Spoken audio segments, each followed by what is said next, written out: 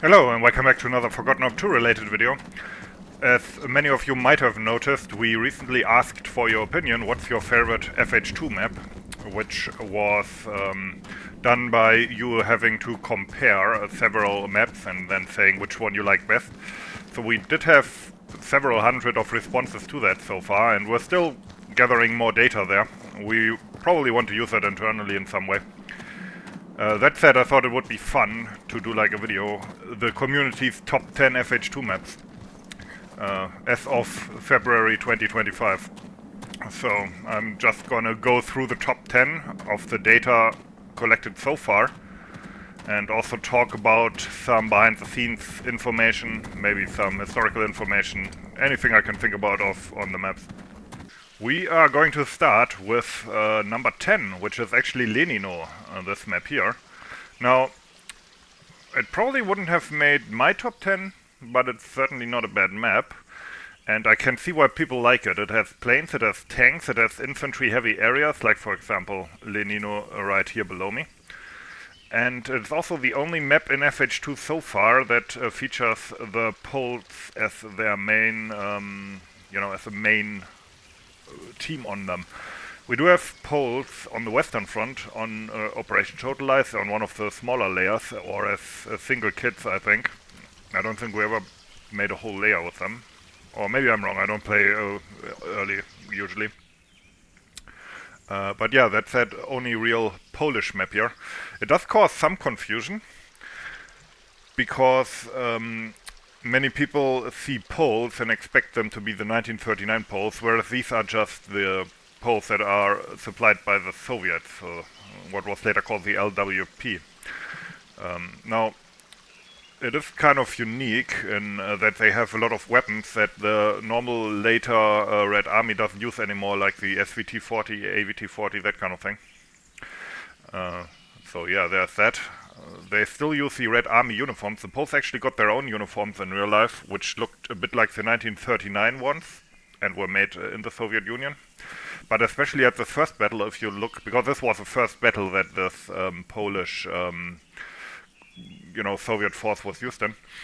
Especially in that first battle, if you look at pictures, they actually still use just normal Soviet uniforms, but with Polish insignia. One difference being, let's maybe float over to their main base a little bit. One main difference being that they actually had this Polish eagle as a symbol, but the Soviets took away the crown from that eagle as a symbolic measure, because, monarchy. So yeah, you can see that on the racks here. This is the official communist eagle without, well, on this rack you can't really tell it that much. Actually, come to think of it, did I add that eagle? It might actually have been my work. I'm not a texture artist. I kind of remember, did I add that? Because this was made during a weird time in FH2 when we didn't have, I think I actually added that. Yeah, that might be my work. Or maybe I did it first and then somebody improved on it later. Because I'm pretty sure if I made it for the T-34 M43 and not for this one. But yeah, anyway, I know I worked on textures in this patch, the same with the Arad tanks. But okay, enough about that behind the scenes stuff. Another thing that's unique on this map is that the Germans have the Ferdinand, and that one is actually wrong. They did not use that in this battle. This was based on some kind of memoir or something where they mentioned that the Germans attacked with Ferdinands.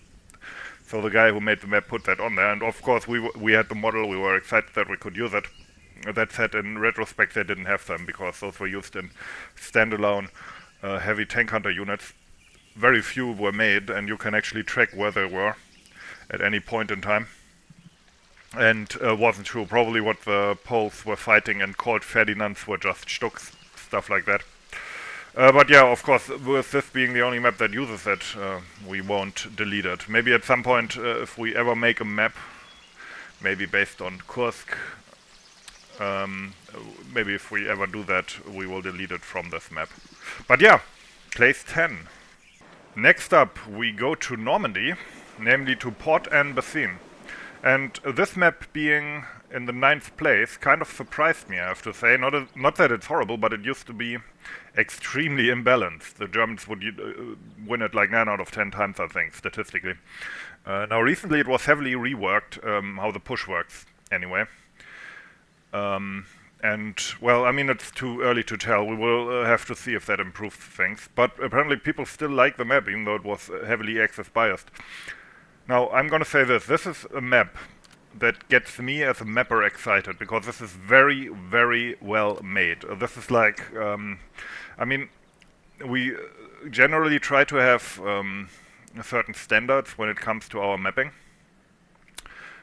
But still there's a lot of variation with this being a hobbyist project. This, in my opinion, is one of those maps that we have that is basically professional video game quality, you know, AAA quality.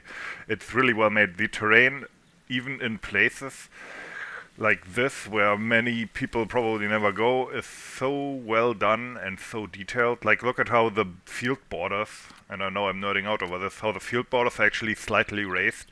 Like, nothing here is just automatically placed down and generated. Obviously, maybe a few trees here and there and so on, like in the forest areas, but this is basically all hand sculpted and then textured in a very clever way. So this is great. The map just looks amazing.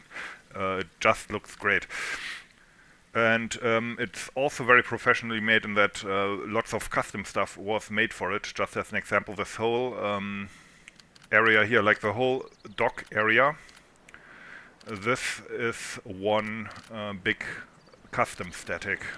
Another example is up here, this iconic bunker / old fortification. So yeah, now there's some interesting behind the scenes stuff there.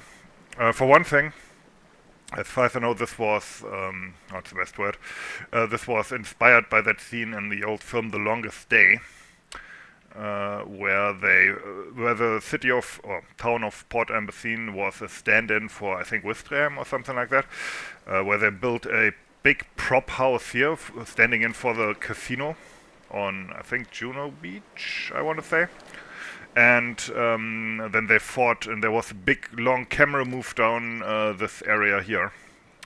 It's on YouTube, you have to check it out. It's a really big shot, one of the biggest, or most impressive at least, like battle shots I know, at least from World War II movies. Really great stuff, and that's what inspired it.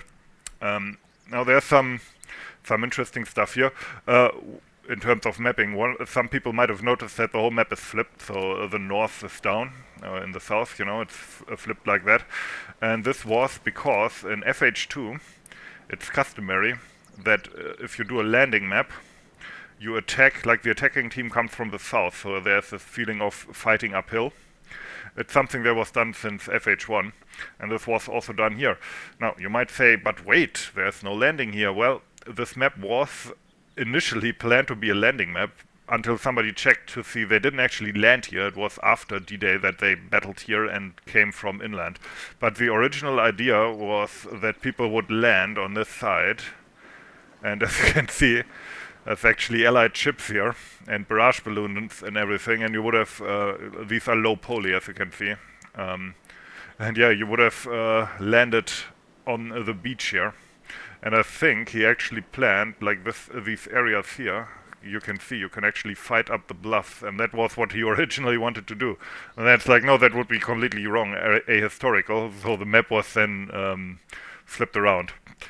Another thing that happened then was, because obviously if the map had been a landing map and people would have landed, the final German bastion would have been what is now this area here, the Allied main base, or one of the Allied main bases. I just see, I don't think he set a low detail texture for this stuff here. Who cares? And this, because of that, this actually has some interesting features, like he made this, I think, there was some story behind this, like it was supposed to be like a hidden, like resistance weapon cache. There was some idea here, and he was kind of interested in, because he made this custom basement that the static usually doesn't have. He was quite proud of that, and he wanted there to be fighting here. So in the very first testable version, when the Allies were already attacking from inland, like in history, this was still capable. So the Allies had to defend this while attacking, but they could be fighting here. But obviously that was a horrible idea in terms of gameplay, so he, with a heavy heart, he had to cut that area out. But yeah. Anyway, 9th place. People like it, and I can kind of see why, even though it is unbalanced. The combat just is nice in here. Everything is like the right distance from you know, the next thing. That might sound weird, but that is very important for combat to flow, and especially fighting, for example, in this area here as infantry, going through this bombed out area and flanking people and so on, fighting for this. It's just very fun, and the map looks gorgeous. So yeah, quite a deserved 9th place there. Now, one thing I probably should have mentioned earlier is that Lenino was made by Azerafimov and is so far his only map. Port-en-Bessin was made by Schism RVTL, who is not active anymore. Azerafimov is still working in the background on his own long-term project, but he doesn't have that much time to assign to it, so we don't know when that will come out, but it's a pretty big project actually. But yeah, this map, Estonia, was also made by Schism, so this is by the same guy who made Port-en-Bessin. The map is completely different and in 8th place from that in terms of gameplay, but the mapping style, the terrain again has that that slightly exaggerated, very complex look. This is a map that has some of the best terrain in FH2. I mean, just look at those hills and how complex everything is, but it's not so scaled that it looks completely shit, like completely scaled, like can very quickly happen. So yeah, pretty well done. I think if I remember correctly, this was also the first and so far almost the only map that features ice like this, with the very low poly env map in order to fake this this reflective surface little trick there. I did the same for the wet areas in Studienka. This obviously plays during the Battle for Bastogne in 1944, Ardennes offensive. And it's a map that is very tank and airplane heavy, although it still has infantry areas like this. And compared to Port-en-Bessin, like the structure of this map is basically that you have these kind of infantry almost closed off areas, not really closed off, but and then between that you have tons of very complex terrain, hills and relatively thick forests. And then in the end you have one big city. But other than that you go from one kind of infantry area to the next. And it is well done in that even though it is big, it never feels too empty. Like the areas between the infantry combat areas are never done in a way where they swallow up the complete team. You know, which is something that that can quite easily happen if you're not too careful with how you structure these forests and stuff. So yeah, a very nice map. It used to be extremely defender biased, Axis biased again. Sorry, allied biased in that case. I did a big change on it that opened up the push a lot more and made it so that the Axis try to open like a route towards Bastogne. And that completely balanced it out. It is at roughly 50-50 the last time I checked, or at least in the last patch time frame. So it was basically at 50-50. That said, there's also many people who don't like how it plays now, even though it is more balanced. Personally, I like it, other people don't. Let's call it a difference of opinion for now. That said, one of the all-time classics of FH2. And one of those maps that is for one thing popular because you have all the cool late war tanks on it. You got your Panthers, as you can see with that rack. You got your King Tigers, you got your Sherman Jumbos, I think. Is there a Jumbo on there? I think so, yeah. All that cool late war stuff. At the same time though, the map is also really well made, as I just said. So yeah, deserved 8th place. In 7th place is what would probably be my favorite overall, which is St. Vith. So we stay in the Ardennes offensive. This was made by Autolycos, who also made Anctoville and Tunis, actually. And Pegasus Bridge. I think Pegasus Bridge was the last map he made. He's now inactive.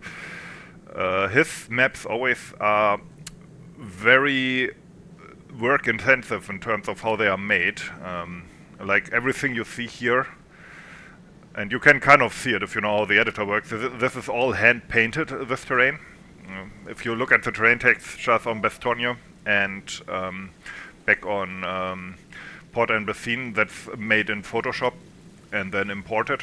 This stuff is basically, including the color textures, is all hand painted, and you can kind of see the brushes.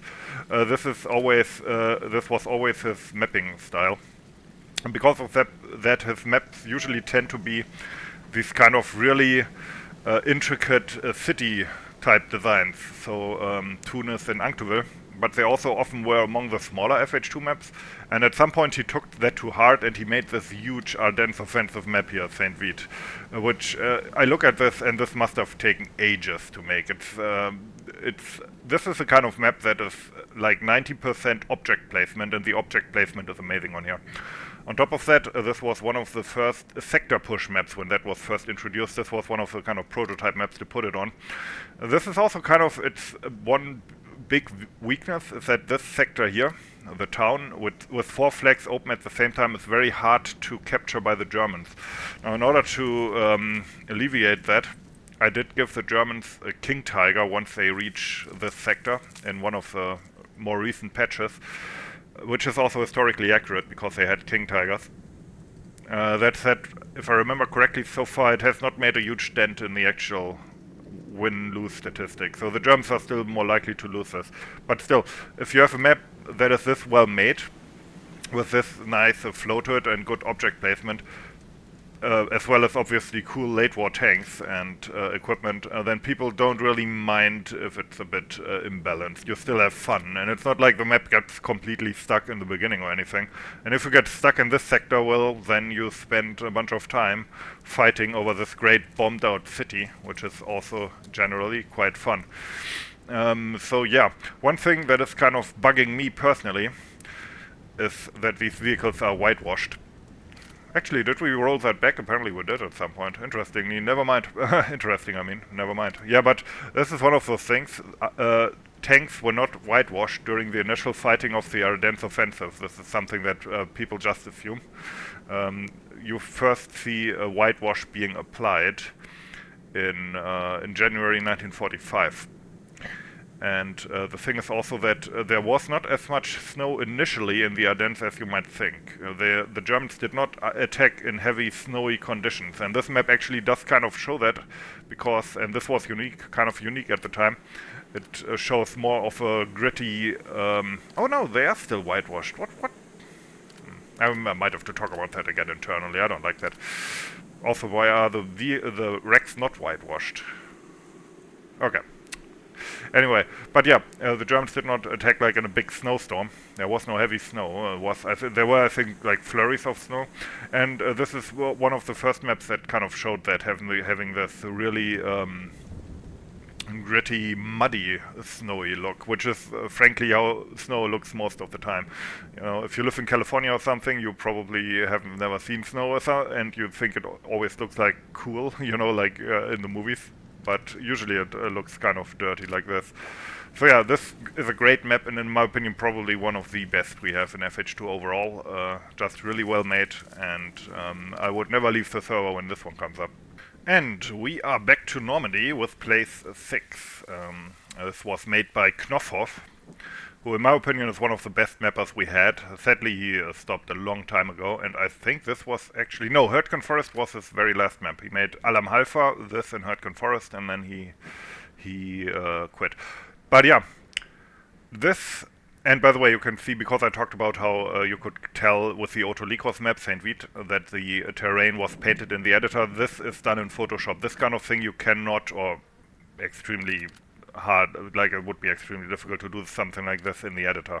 So you can see kind of the difference in mapping approaches, which are obvious to somebody who knows how to map, but probably most people would never think about that kind of thing. But yeah, Operation Goodwood, obviously based on the big British offensive in Normandy, 1944. This is another map that is largely defined not by terrain, which is fairly flat, but mostly by object placement. And it's also one of the more unusual push layouts, which is something that Knopfhoff liked to do. Hürtgen Forest is another example of that, in that you basically have like two sectors with two flags each. The first sector along this line, and then the other sector back up on the ridge here. And each of those, these sectors have like two little infantry fighting area maps, flags like this, like little towns or farmsteads. And then in the middle, outside of that push, is one big city with two flags in it. So it's six flags in all, which is unusual. And 4 of those are in a push, and 2 are just in the middle. Which lends itself to either concentrating on the city or bypassing the city and kind of surrounding it and getting the bleed like that, which is a fairly unusual and interesting approach. There's some cool historical detail, like there was a famous part of the battle where there was they haven't spawned in yet, but there was a big flak battery in the town, and these were Luftwaffe 88th. And there's always the story that the 21st Panzer Division, I think, commander or one of the officers in there had to force them to fight because they were fleeing. He had to force them to fight by gunpoint and shoot their flak at the approaching British tanks. It's not true if that story. It's not sure if that story is actually completely true. That said, I think he wanted to represent that because, as you probably all know, the city is grey initially, so the idea is probably that you have to roll in there and then get the flak to spawn, thus showing that you kind of got the Luftwaffe guys to go back into the fight. So that's quite interesting. Another thing about this is this was the first and for a long time only map that featured a King Tiger, which were attached at the time to 21st Panzer Division, I believe. Now, I know that when the map first came out, I was still a beta tester back then, it's quite an old map. When it first came out, there were some rounds where the Germans, because the King Tigers spawn as a reinforcement, there were some German teams who lost flags on purpose in order to get to the King Tiger and check it out, and Knopfhoff was extremely upset about that. Today, that's not that much of an issue. One thing I'd like to note that, in my opinion, is probably the only real flaw of this map is that the Germans have to cross, in order to get out of their main base, if they get trapped there, they have to cross out over this railroad embankment, which is there in real life as well. And they can quite easily be camped with side shots here. It's even if they go over, they are in a very exposed position. So yeah, that's the only kind of bad thing. But yeah, great map, also one of my favorites. Still in Normandy, still in the British sector, this time we look at Lievai, which is, or was, an outskirt of Caen, which recently got a facelift in that we added this huge, historically accurate water tower, which has Lievai on it. This took away that old standard generic water tower here, and also the ability to get up there, but it does make the map look a bit more distinct and a bit cooler. There's one... So, okay, I should start like this. This map was actually based on a sketch made by a British officer, which is actually in the loading screen. If you look at the loading screen picture, you can see the original sketch, which showed where the German anti-tank ditch ran, which in real life I believe was actually based mostly on where a creek flowed. I think there was something like that, and they used that for training. And then when the battle happened, they actually used that obviously as a defensive position. But yeah, this anti-tank ditch is actually one of the defining features of this map, and we don't really have another map that has an anti-tank ditch like that, even though they were not entirely uncommon. But yeah, they that sketch showed where wrecks were as well, at least one, and I know that there's one Panzer IV wreck here that is based on that sketch, for example. And yeah. This was made by Mr. Cheese, funny name.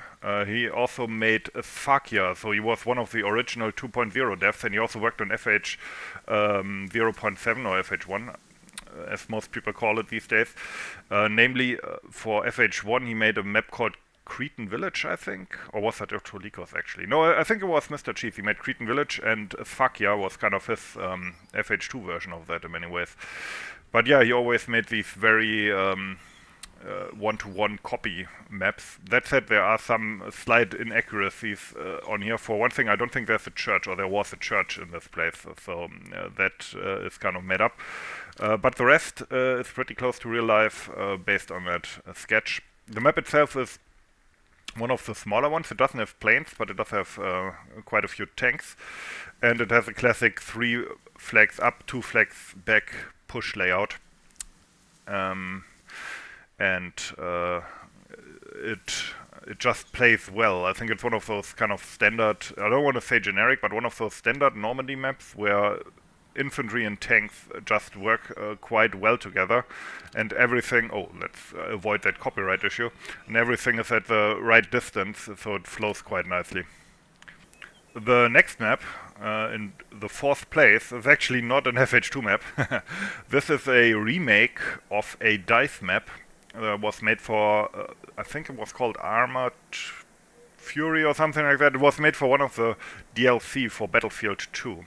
Not the Special Forces one, but one of those map packs that they released that were actually at the time quite controversial. And the original actually played in the US. And this is, as far as I know, actually I should know, yeah, this is the only map that was ever remade from vanilla Battlefield 2 for FH2. Namely, so we don't have something like, I don't know, Carcunt 1944 or something like that. We don't do that normally, but this one was remade. And the reason it was remade is because it could be done relatively quickly, was a proven design. And at the time, they were working on the first Normandy patch 2.2. By the way, Operation Goodwood 2.2, the Lievai 2.2. This patch had probably one of the highest overall map quality that we ever released. I mean, I say we, back then I was a beta tester. Yeah. Okay, back to here. So, and for 2.2 they were working on that, and they still didn't have a big combined arms map. It was all infantry maps, and they didn't have a big combined arms map. At the same time, they didn't have US planes yet. So there was no P-51. The P-51 model actually comes from a different mod, from AIX. AI Extended, it was some kind of trade situation back then.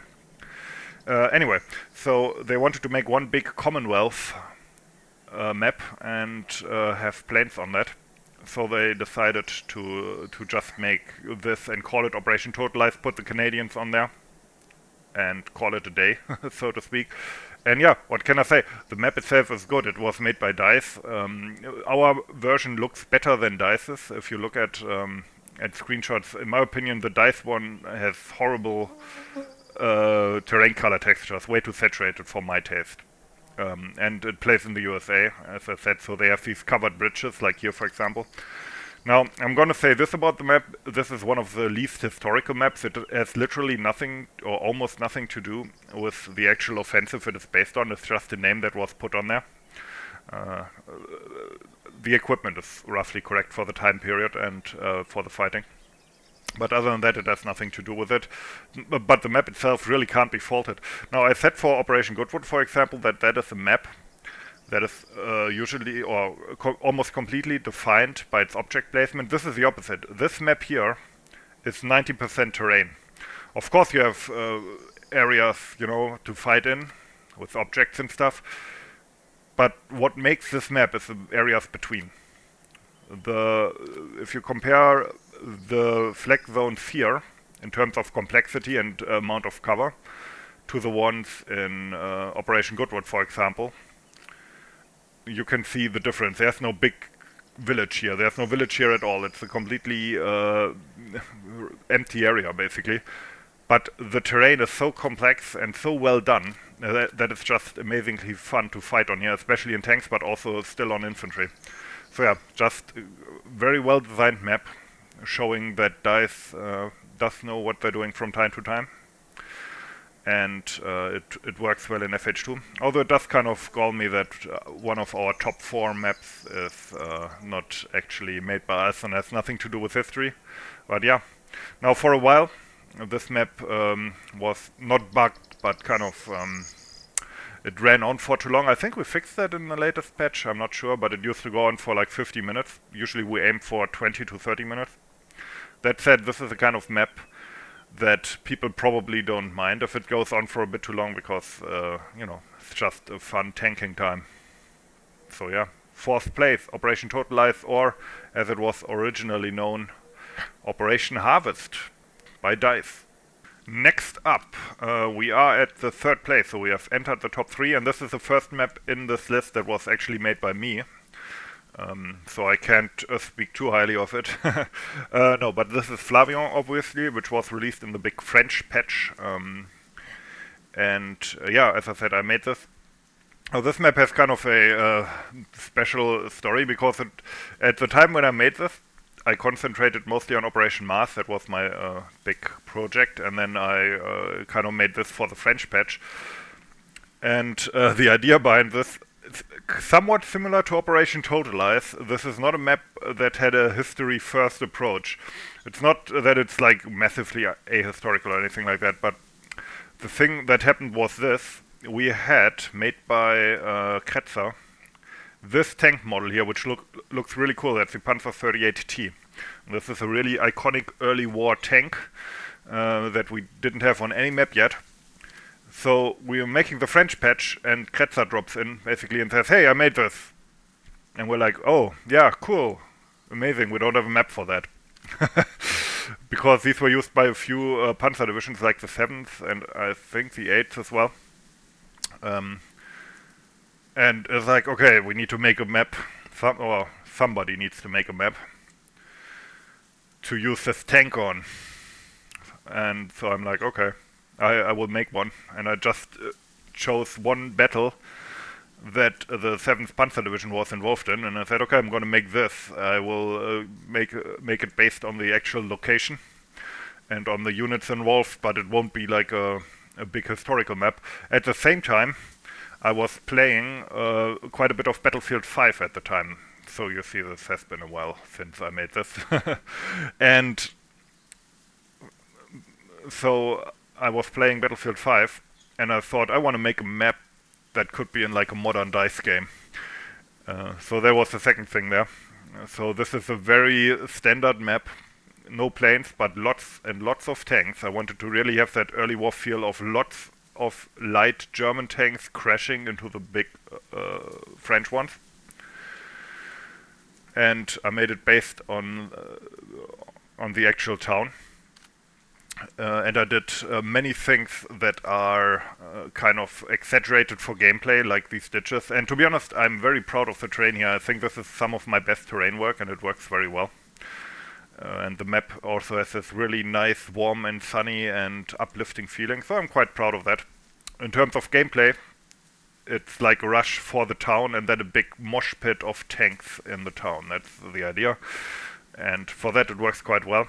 Like some of the other maps in that patch, I did overdo it a bit with the detail and object placement in the town, so it's a bit more performance intensive, although we might have found a way to mitigate that in the future.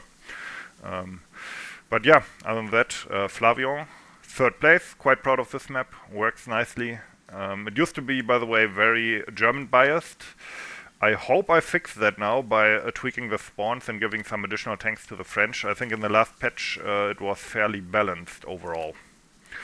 But yeah, anyway, that was the 3rd place. Let's go to the 2nd place. From the beginning of the war, we go right to the end with Seelow Heights, which is on the 2nd place. Now, this map I was also heavily involved in. First of all, this is a remake of an FH1 map, and it was originally worked on by Schism RVTL, who also made Bastogne. Now, he never finished it. It was just at the time when he and a lot of other people of the original dev team quit. And it actually looked like FH2 would die for a bit. I took over this map, and I changed and remade, I want to say, 60 to 70% of it. So most of the map I would say is mine, but it's not entirely mine. But especially the town was completely made by me, but also this area here, this is largely my work, I believe. I don't remember all of it, but okay. So yeah, Seelow Heights. This is some of the grittiest, most PTSD inducing shit you can do. You're always under artillery fire here. There's always heavy Russian tanks rolling towards you. They respawn immediately. As the Germans, you just have to hold out. But at the same time, as the Russians, there's always some asshole with a Panzerfaust behind every little piece of cover. So yeah, this is this is basically, in my opinion, this is one of the most horrifying anti-war maps ever created. It's a huge meat grinder. I'm pretty sure if you play this as your first FH2 experience, it's like that meme you sometimes see from the bridge where there's this crying German soldier in the trench and somebody consoling him and screaming at him. It's a bit like that. One special thing we did for this are these stencils, which were made by Total, and they have a trick to them. As you can see, like if you place the stencils directly on a building, you get Z fighting, so they flicker a lot. So we did this trick where if you go away from them, the low detail versions actually pop out a bit. Did you see it there? They pop out a bit, and that kind of keeps them from flickering, but of course you get that little pop there. But with this trick you can read them from far away. Now, I did actually make a vehicle skin for this map as well. As I said, this was at a time when the dev team kind of died and almost nobody was left. So this Hanomag skin is mine. I made that completely, including this German slogan on here. Because these slogans, we have different ones which are all historical, although they weren't necessarily in this area. But yeah, these are all historical end-of-war slogans. So this one basically reads, "It's serious now, but we will make it." This one that we just looked at reads, one second, "The change will come," as in like the war will turn again, just hold out. Yeah, probably not. The one on the rack reads, "Victory or Siberia," meaning that if we don't win, we will be sent into a gulag or something. Which, in retrospect, was probably a bit alarmist. I mean, compared to how the Germans acted in Russia, the Soviets were quite nice. And this big one here in the beginning means Berlin remains German. I think there's actually one more in that stencil set that I never ended up using, but I don't remember what it said. But there's one more that's not on the map. Yeah, I think there was one more here, right? Or was it the same one again? Yeah, Berlin remains German, but I think that this is a slightly different version of that. But yeah, there's one I didn't use. Maybe it was another Victory or Siberia one that I then instead put on the vehicle racks or something. There was something there. But yeah, I made much of this map. The textures are all mine, and to be honest, this is one of the weaker parts. In my opinion, if I did these today, I probably could do a better job. But yeah, this was the first time I textured a map in this style. Oh, by the way, for those of you who are actually still watching this video, maybe you already know about it, but I might actually blow your mind right now. You know how there's a Luftfaust on this map? It's on the top of that bombed out apartment building that everybody knows.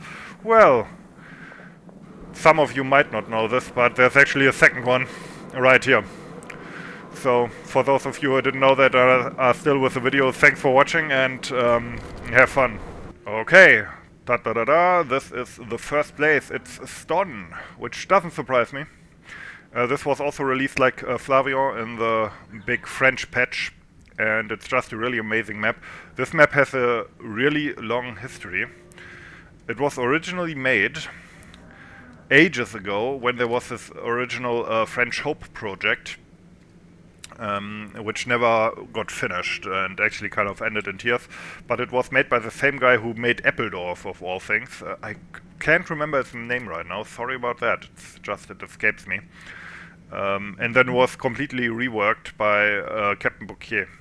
I think that's how you pronounce it. I never had French, I had Latin. To make it more historical. And he added lots of custom stuff. The church, where he got original research. The town hall here, also never seen in any game. And also the water tower back here, which is quite famous. So yeah, this map quite amazing. You got your planes, you got your tanks, you got a big infantry area in the middle, which, just like with Flavion, kind of lags. We will have to work on that. It's a bit too heavy for the engine, just has to be said. And also a bit too heavy in terms of our object loads, I guess. This map is quite interesting in that the terrain has this big cliff in, which obviously is there in real life as well, which gives it kind of a unique feeling as well. And yeah, what I will say, I usually have most fun in this area as an infantry player.